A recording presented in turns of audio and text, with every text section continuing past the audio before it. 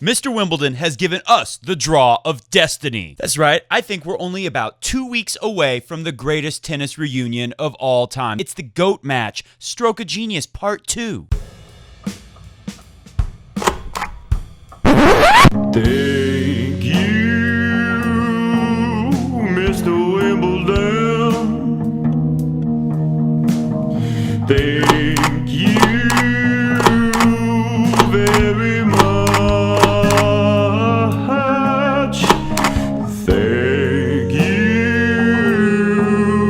Mr. Wimbledon. Yeah.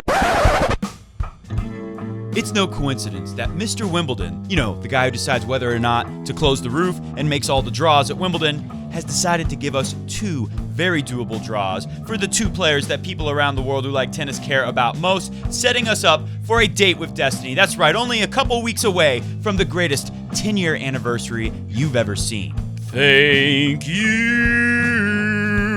Mr. Wimbledon!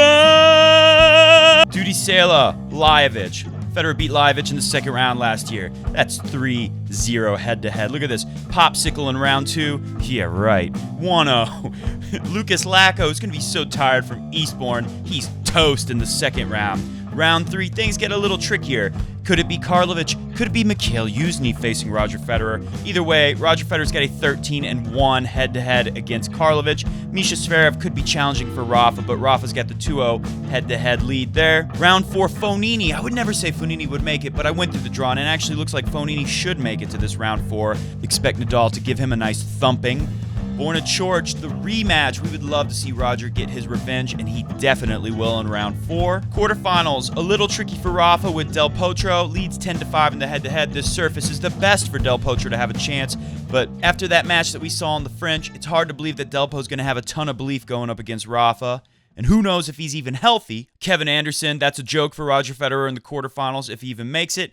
Novak Djokovic, this is the first head-to-head in the draw where Nadal doesn't have a major advantage. Marin Cilic, big advantage, and a lucky number 9. Today's show, we're going to talk about lucky number 9 because it comes up a lot for Roger Federer. And of course, what is the prediction of the seedings? It's a repeat of the greatest match of all time from 10 years ago. Stroke of Genius Part 2 if you want to go the Tennis Channel's route. Oh man, I'm so excited. So I hope you enjoyed the Thank You, Mr. Wimbledon song that I and Mr. Goat wrote last year. Also, we want a special thanks to Ollie, who always puts together the draws and the seedings and who's going to play who, finds us interesting matches in the draws. Right when the draws come out, it's almost like he's an employee of Coffee Break Tennis. Maybe one day he will be. So before we take a closer look at these draws, we're going to look at some, players that people might care about. We'll even look at Dimitrov's draw. Let's look at Ollie's picks for notable first rounders. These are what you're going to watch on Monday and Tuesday. Gael Monfils versus Richard Gasquet. That's always going to be interesting. I pick Richard Gasquet. Stanislav the Manislav Wawrinka versus Grigor Dimitrov. I mean, this first round matchup sounds insane if you haven't been around for a couple years. Dominic Thiem versus Marcos Baghdatis. I almost picked Baghdadi, but I haven't seen the guy play in so long. I don't know where he's at, but he's a good grass player. You know what I think about Dominic Thiem. Great player. Grass is the worst surface for Dominic Thiem. I'm going to pick Dominic Thiem to win that match, but don't be surprised if he somehow loses the big Baghdadi. Andy Murray versus Benoit the Beard pair. Andy Murray could win, but I picked Benoit pair. And Denny Medvedev versus Borna Coric. Let's just go ahead and say Borna Coric is going to get through that, but mostly because I want that, because I think Roger is going to get that revenge in the 4th round. Possible 4th round. Speaking of 4th rounds, Roger Federer could face Borna Coric, of course. Sam Querrey, Kevin Anderson in a battle of giraffes. Another battle of giraffes, Marin Cilic versus Milos Raonic. Milos Raonic maybe could win that, but I like Cilic there. I like Sam Querrey over Anderson, which is why I'm not sure Federer will play Anderson like they're projected to with the seeds. John Isner versus Dimitrov. Isner's draw is very doable, actually. I think Isner could go far. He might be in that round 4. Dimitrov, I don't know. It's tough to call. I always feel at Wimbledon that Dimitrov can do well, and I always hope for the best with him. We'll see. Dimitrov's got to get through Sisyphus, and I actually picked. I did the Tennis Channel Racquet Bracket for the first time in like 5 years. One time I was really close. Well, I shouldn't say I was close to winning it, but I did very well. And I want to say, was it Wimbledon? Was it a year at Wimbledon where Dimitrov made it to like the semifinals? It was like the only good run at at Wimbledon for Dimitrov.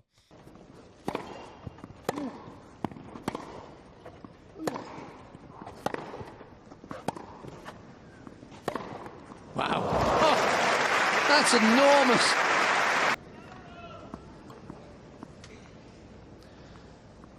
That forehand was 103 miles an hour. You know, going through things like a 128-man draw. So imagine if we did the women's draw too. Only men's draw today because it's just too much time to do all this. If we went through this whole draw, we might have a 2-hour-long show. So we're only gonna reference this when we hit some snags. Like for instance, it was predicted that Kevin Anderson will be in the quarterfinals against Roger Federer. If I look at my picks, I got Sam Querrey. I even got Cole Schreiber beating Anderson. We'll see. Cole Schreiber wasn't as impressive on grass this season as he usually is, but I still have a lot of faith in Cole Schreiber on grass. Back to fourth rounders. Dominic Thiem versus Djokovic. I don't see that happening. I could see Djokovic getting there, though, but not Dominic Thiem. Kyrgios versus Sasha Zverev. Del Pozo versus Goffin, the Gopher, cousin Fed. I actually think I put Goffin pretty far because his draw is doable for him, and Delpo as well, even though Delpo, we're not sure how healthy he is. Diego Schwartzman versus Rafa Nadal. Yeah, right. Schwartzman's definitely going to lose pretty early.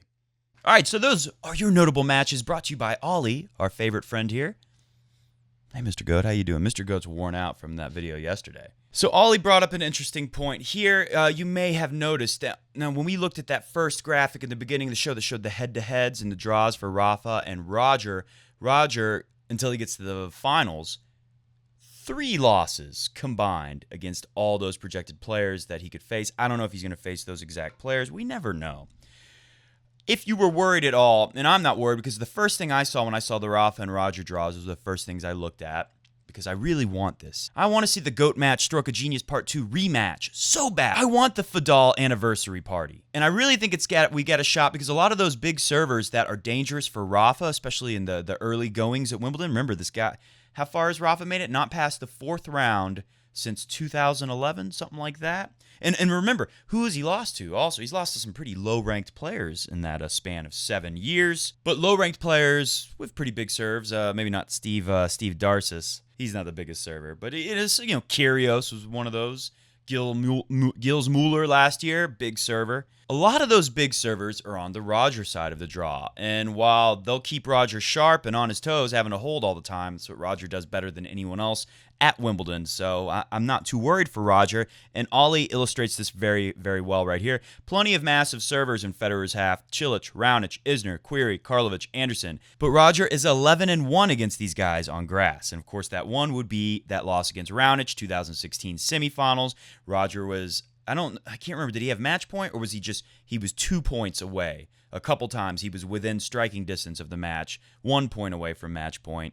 And he, again, just had the knee surgery done recently. That was the weakest we've seen Roger at Wimbledon. If you're one of those people who are really worried saying Roger doesn't look right, well, he looks a lot better than he did in 2016 going into Wimbledon, and he came pretty close to that final.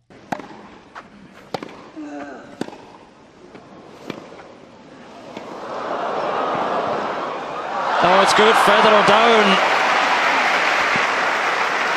So back to the first screen that we saw. If you look at this page, Duty Sela, maybe Pospisil could be dangerous a little bit for Rafa because he has a potential to serve big, but he just hasn't been doing well in his tennis career for a while now, so I don't see it. Misha Zverev, a little bit of danger, but again, Rafa should be able to find a way to beat him. That's so much better than a guy who's like a half a foot taller than him, like his brother. Fabio Fognini, that's a dream draw for Rafa on round 4 on grass. Del Potro, Rafa's got to have such a mental edge over him right now. And Djokovic, if he makes it to the semifinals, let's face it, the way Djokovic has looked, I'm watching 2014, 2015 Wimbledon final reruns where Roger loses to Djokovic. And I'm watching those matches because Tennis Channel replays them a lot right before Wimbledon. And I'm watching them more than once because they're putting them on frequently. And I'm thinking like, man, what if Djokovic played like that again? He could beat Roger in the final this year. But the problem is Djokovic hasn't looked like that guy in a long time. So if he gets to the semifinals against Nadal, That's a big enough victory for him. He could beat Nadal there, but we saw how Nadal handled him the last time they played on clay. I know that's clay and this is grass, but Rafa had such a mental edge over Joker in that match. Hard to imagine it doesn't carry over. Look at a little bit closer at Roger. Who do you see? Who do you see beating Roger or Rafa in these two lists? Lajovic, Wacko Lacko, who's going to be in the Eastbourne final, Karlovic, Coric, Anderson, Cilic.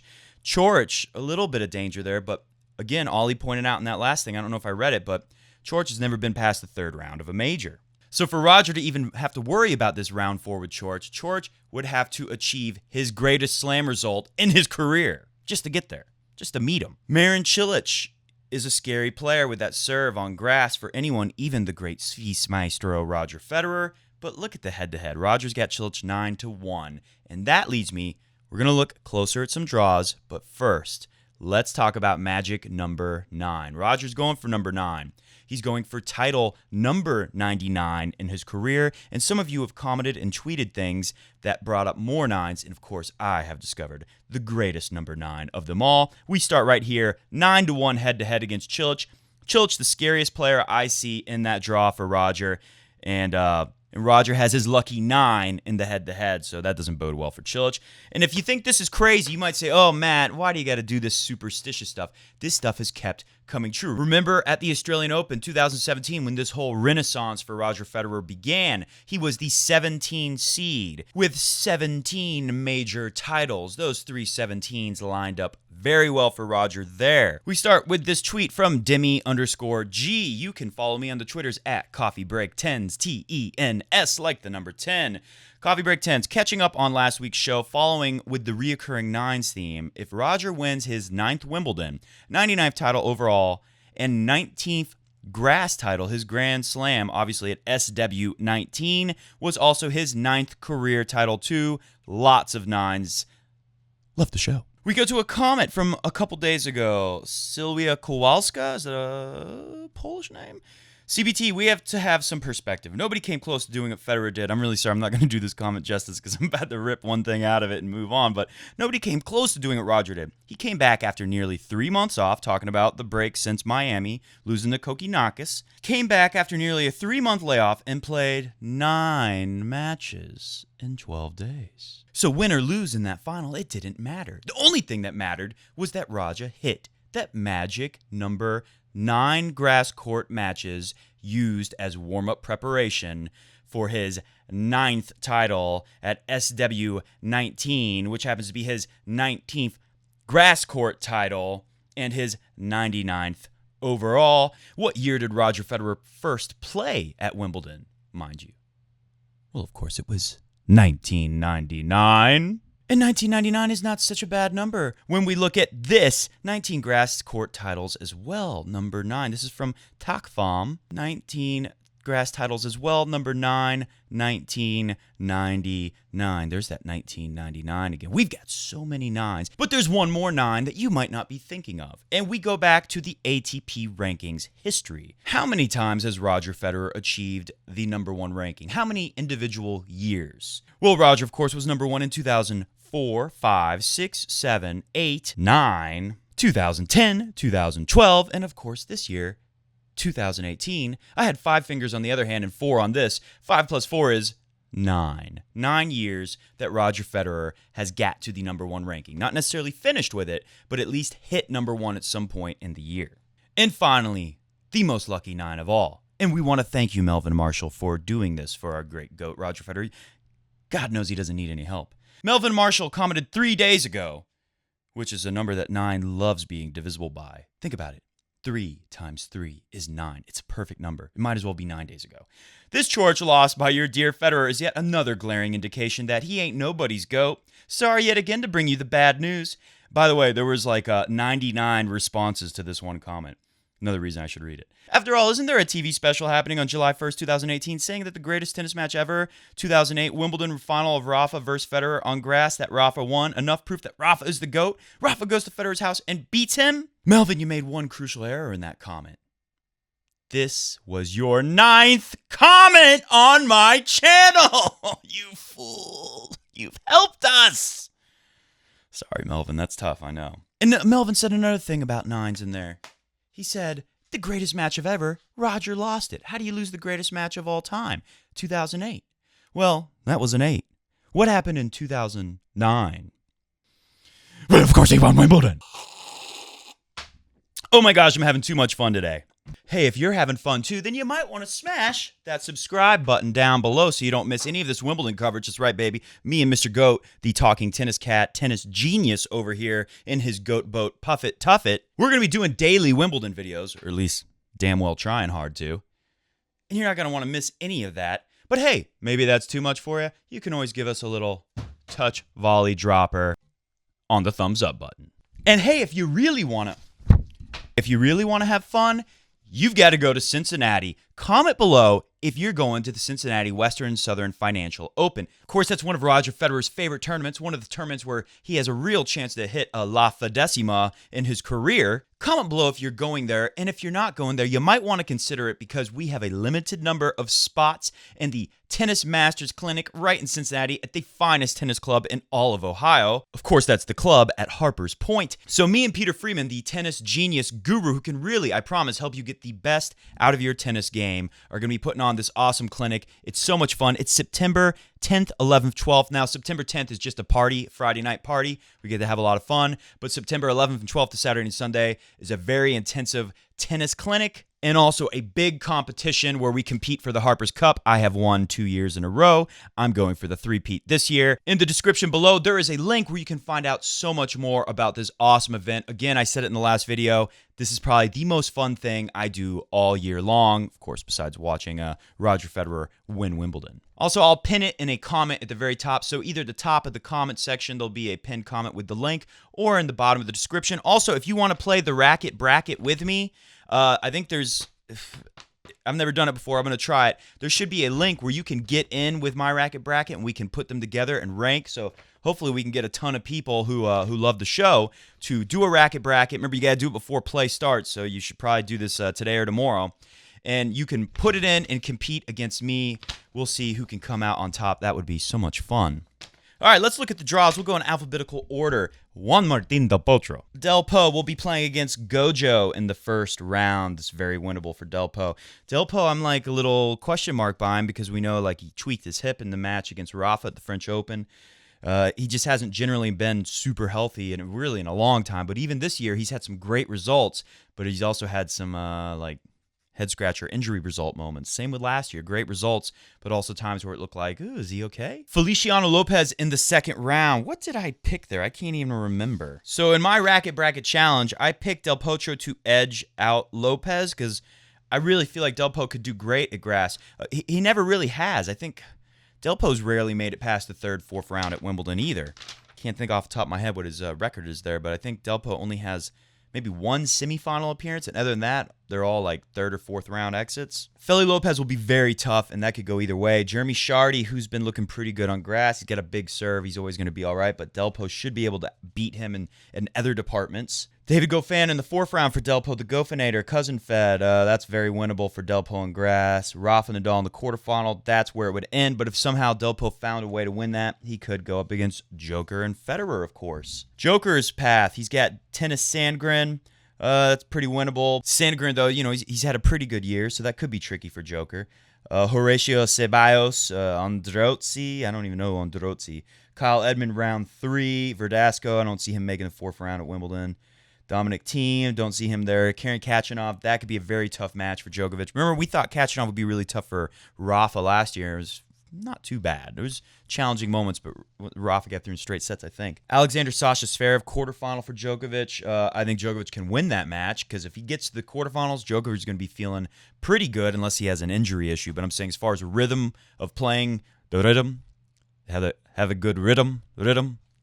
As far as the rhythm, Djokovic should be looking pretty good by then. He should have his grass shoes really on. Del Po, Nadal, Murray. All right, we know how those all end. Pretty much all these draws end the same. Nadal, Federer. Federer's draw. This shows some alternates in this one we already talked about. But Lajovic, this qualifier Bonzi or Lacko. I think it'll be Lacko. Leonardo Mayer, whichever one it is. I don't see him coming through. I'd give Mikhail Yuzny a better shot. In fact, I picked Mikhail Yuzny over Karlovic. That might be crazy. I picked Jan-Lennard Struff. Sorry, Goat. I picked Struff over Leonardo Meyer because, he's not the greatest grass court player. Coric in the round 4 again. That's going to have to be his best result at a major ever in his career to even get there. But I do have Coric coming through because who's he got to play? Medvedev, that's going to be tough. Garcia Lopez, that's very doable. Manarino, he was pretty good. Remember, he gave Djokovic kind of a tricky match last year. But Coric should be able to beat Manarino if he serves the way he did, although I wouldn't be shocked if Manarino won that. I still have Coric coming through. Federer will go through him. Kevin Anderson or Dimitrov. I hope Dimitrov can come through. Let's take a closer look at Dimitrov's part. We'll finish this real quick, though. Cilic, Rafa, Joker, Kyrgios. Could be Rafa, Joker, or Kyrgios in the final, according to Ollie for Roger. Kyrgios, man, that would be a cool final, but who could honestly believe that's going to happen? Well, funny I say that. Kyrgios' path, Dennis Istomin, very winnable. Robin Haase, I mean, he's tricky, but Kyrgios should beat him. Nishikori, if you got to play a big name, that's like one of the best names to play on grass. Which Zverev is that? It's got to be Alexander Zverev in the 4th round for Kyrgios. Very doable. Djokovic. Andy Murray's path. Benoit Paire. That's where it stops. I actually picked El Chapo to beat Jeremy Chardy. That's probably dumb. That's probably not going to help me win the Racquet Bracket. It's probably more just what I would like to see happen because, who doesn't want to see Chapo do well? He seems like a nice kid. Rod Laver definitely likes him. Let's closer look at Nadal, Popsicle, or Kukushkin. Kukushkin is actually doing pretty well. I think. Did he just lose? Did Kukushkin just lose? Or is he going to be in the final against Lasco? Probably Lashko is how you say it. Cecchinato, who did so well at the French Open, the little Italian guy we never heard of before. He's actually been doing pretty good at the Eastbourne. Maybe he could be in the 3rd round. Diego Schwartzman in the 4th round? Not going to happen. Quarterfinals, Andy Murray. Andy Murray's not going nowhere. Sasha's draw, and this is the last one. James Ducky Duckworth, yeah. Fritzy could be tricky. Did I pick Fritzy to beat Sasha? I think I picked a crazy upset like that. I picked Taylor Fritz to beat Alexander Sasha Zverev. I might need to change that, but it could happen. Fritz has got a lot of game too. Zoomer, Kyrgios, or Nishikori. Yeah, he's out of here. Dominic Thiem, Djokovic, Nadal, Delpo, Fed, Cilic. All right, we've seen everything there is to see pretty much in the draw. So this is the part where you come in, comment below. Is there anything that we missed today? Is there anything fantastic that we missed? Also, who's going to be watching that Tennis Channel Stroke of Genius special coming on tomorrow? Comment below if you're looking forward to that. We will talk about that. We will have, we may have a show on Sunday. I'm not sure yet. We're working on a secret project.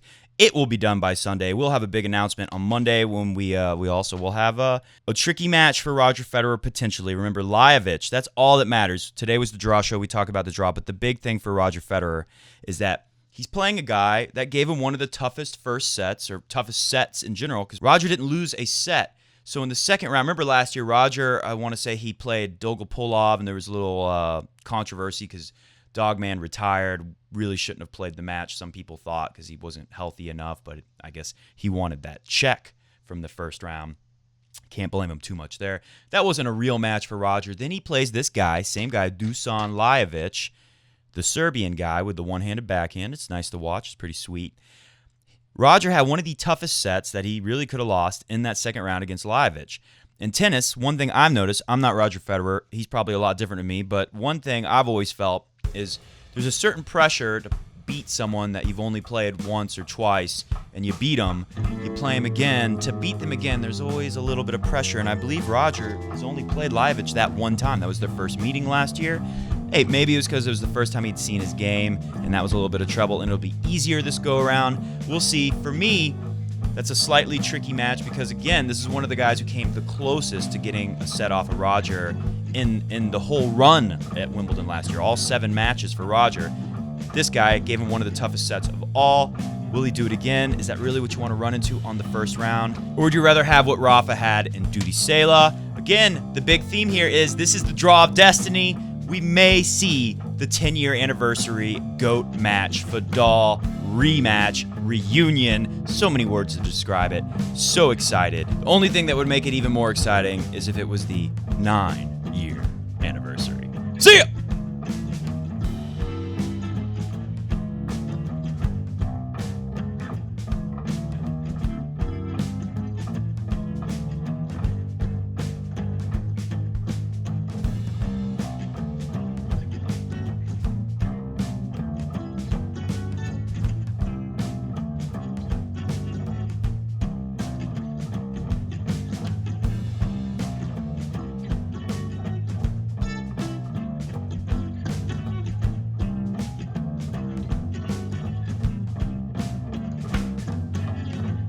Thank you,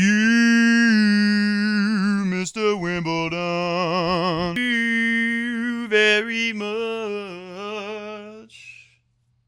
The roof closed makes the bounces good.